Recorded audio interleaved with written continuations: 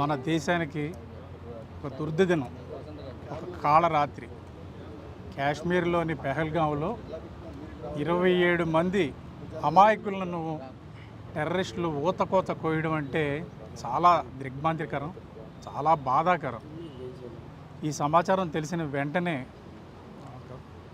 గౌరవ deputy CM Shri Pawan Kalyan గారు, జనసేన అధ్యక్షులు వారు చాలా కలత చెందారు, ఆవేదన చెందారు.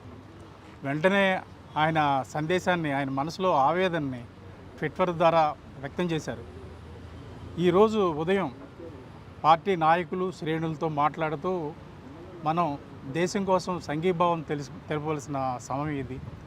3 రోజుల పాటు జనసేన పార్టీ తరపున సంతాప దినాల్ని పాటించాలని ఆయన ఈ ఉదయం ప్రకటించారు.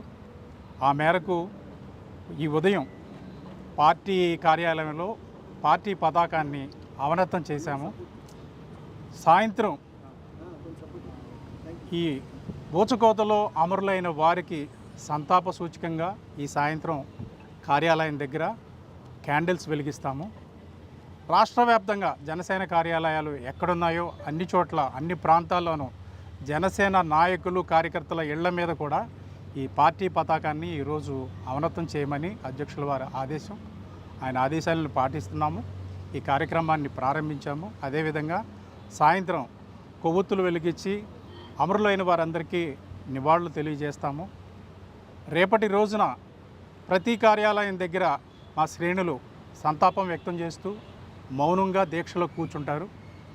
అదేవిధంగా 3వ రోజున రాష్ట్ర వ్యాప్తంగా కొవ్వొత్తుల ప్రదర్శన, మానవహారాలు జరుగుతాయి. రాష్ట్రంలోని ఏదో ఒక నగరంలో, ఎంపిక చేసుకున్న నగరంలో పార్టీ అధ్యక్షుల వారు కూడా ఈ ప్రదర్శనలో చివరి రోజున పాల్గొంటారు. ఈ కార్యక్రమాన్ని ప్రతి ఒక్క జన సైనికుడు పాల్గొని ఈ కార్యక్రమంలో మన దేశానికి, అమరులైన వారికి సంఘీభావం తెలియజేయవలసిందిగా కోరుతున్నాము. ఒక్క జనసేన పార్టీయే కాదు, ఈ దుర్ఘటనను దేశ ప్రజలందరూ, ముఖ్యంగా తెలుగువారందరూ ముక్తకంఠంతో ఖండించాలి. మన బలాన్ని మనం తెలియచేయాలి. బలం మీన్స్ సామరస్యపూర్వకంగా, శాంతియుతంగా, సంఘటితంగా మేమందరం ఒక్కటే. మా మీద ఏది దాడి జరిగినా మేము తీవ్రంగా ప్రతిఘటిస్తామనే ఒక సందేశాన్ని ముష్కరులకు తెలియచేయాలని అధ్యక్షుల వారు తెలియచేశారు. ఈ సందర్భంగా అమరులైన ప్రతి ఒక్కరికి, వారి కుటుంబానికి సంతాపం తెలియజేస్తూ వారికి తీవ్రమైన వారి ఆత్మకు శాంతి కలగాలని ఈ సందర్భంగా ప్రార్థిస్తున్నాము. ఒక్క నిమిషం మౌనం మీ ముందు పాటిస్తున్నాము.